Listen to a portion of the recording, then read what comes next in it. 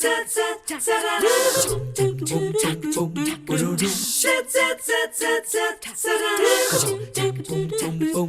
morning. So nice to have you joining us on a beautiful day here in the Tennessee Valley. A lot of you we know keep your televisions turned to Channel 3, and we are so glad that you do. So if you are a frequent Today Show watcher, perhaps you saw recently a feature about a way to treat depression that seems to be getting an awful lot of benefit. Well, you are lucky this morning because Charles Miller is kicking off the show with us. He's a frequent guest here with his Scenic City Neurotherapy. Good to see you. Thank you so much for having me. I'm kind of stumbling my way through here a little bit because I missed the segment on the Today Show, July 7th. Yeah. It was. It actually surprised me. I didn't know it was coming up. And then a client reached out to me and said, "Hey, have you seen this?" Somebody who had done this with us. So what this is, whenever you're here, we talk always about the ketamine infusions, and I think that we're going to kind of tie things back in to that as well. But this is called SNT. Mm-hmm. It's the Stanford Neuromodulation Therapy. And what this is doing, and I'll let you take it and run, is that rather than if you have depression where you're taking a medication that's kind of masking your symptoms, this is treating the underlying cause, correct? It's helping to rebuild the neuronal pathways in the brain, but specifically targeting where depression exists in the brain. So we're actually able to optimize communication, not just globally like with what we do with ketamine infusion. Ketamine infusion treats many different things. Okay.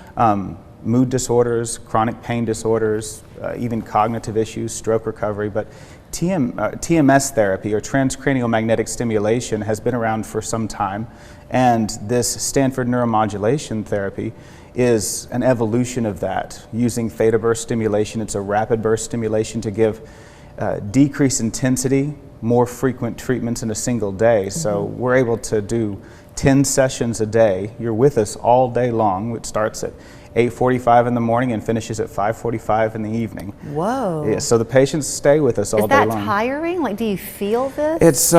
It's one of these, it's a long day for the patient, but it's not exhausting. The patient can drive themselves. So unlike with ketamine infusion therapy, it's not a medication they're receiving. It's an actual external stimulation that we are using our large TMS setup to provide. I know that you probably are aware that you use a lot of medical terminology. It just rolls off of your tongue. Sorry about that. But that's a good thing. But for the lay people like me, I know education is a big part of what you do. I asked you before the cameras rolled how much of a working relationship you had with medical professionals and mental health professionals in the area. And you said when y'all first started, there was that education component, but now you've got 100+ people sending clients your way, right? Well, neuroregenerative therapies are not something that is part of psychiatric training before 15 or 20 years ago. So if someone did their psychiatric training before that, they didn't hear about this coming up. And this is unless they've been able to, grasp it from some sort of secondary source. Right. They haven't been able to keep up with that. And so I've made efforts, my group has made efforts to make sure that all of our providers in the area know what this is, and more importantly, what it isn't. It's not magic. It's not a replacement for what they do. Right. It is a complement to makes what they do work better. It's just one more piece of the puzzle. Okay, I'm kind of stumbling my way through here, but there are all these thoughts that come into my head at one time. I want to go back to the SNT, the Stanford? It's Stanford Neuromodulation Therapy. So let's say that it was me, that I was in your office. Would I be hooked up to something? What is it like? You would. It's an actual chair. It looks like a dentist chair. We put you in a position. We actually target using it's what's called stem guide mapping. Okay. It allows us to actually target in the brain the dorsolateral prefrontal cortex. It's the area of Is that here? It's right up here in the front, and it Okay. helps us. It's where we process information. So by increasing stimulation in that area, we are stimulating neuronal regrowth on a large scale, but in a very targeted way where depression lives in the brain. And so it doesn't make the bad things go away. It makes you better at dealing with the difficulties of day to day. I'm a very analogous person. I have to have a visual. Okay.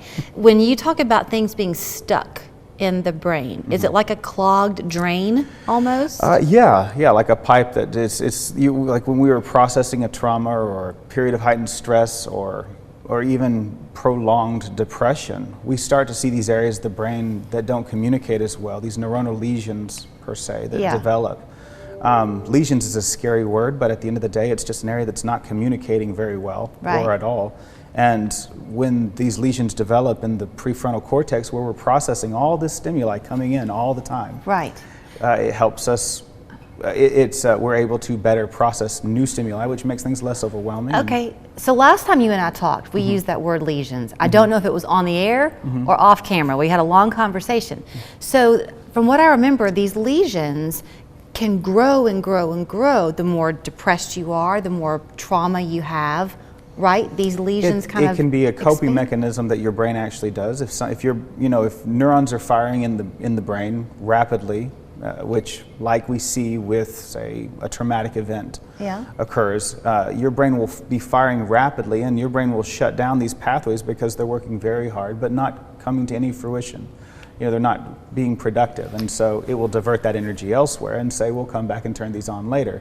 When we sleep at night, typically, is when our brain kind of resets and turns these back on. Well, with PTSD, it creates these large lesions in the brain that don't turn back on, and that's it's mental health is far more physical in nature than we give credit. Okay, that's where this S&T can kind of come into play, because I think you said after you go through this whole long day, your brain's kind of been exercised in a way that day. So when you go home and you sleep, did you say that there's a protein? So when we stimulate the brain, essentially irritate the specific area of the brain responds by releasing this protective protein called brain-derived neurotrophic factor. This protein, it is protective while we're awake, but when we sleep at night, actually begins to regrow brain cell connections. Connections between one brain cell and another, which enhances the way our brain communicates. So the point about the sleep, we hear a lot that if you're not getting appropriate sleep, that's a contributing factor to mental health. So, I mean, just the basic need to get a good night's sleep, does that need to be stated a lot? It can't be overstated. It's sleep. If 2 days without quality sleep, you move into psychosis. It's reality starts to lose a little bit of its meaning. You start to disconnect. It's very hard to have good mental health when your sleep is interrupted or poor. So I know that you did not see the episode on the Today Show July 7th, neither did I, but the person who called in to tell you about it, was the segment talking about like proven benefits of this S&T? The S&T, Stanford developed this because TMS therapy, the classic transcranial magnetic stimulation, is very slow. It's 1 session a day for 6 weeks, and then usually 3 weeks a wean off, 36 total sessions.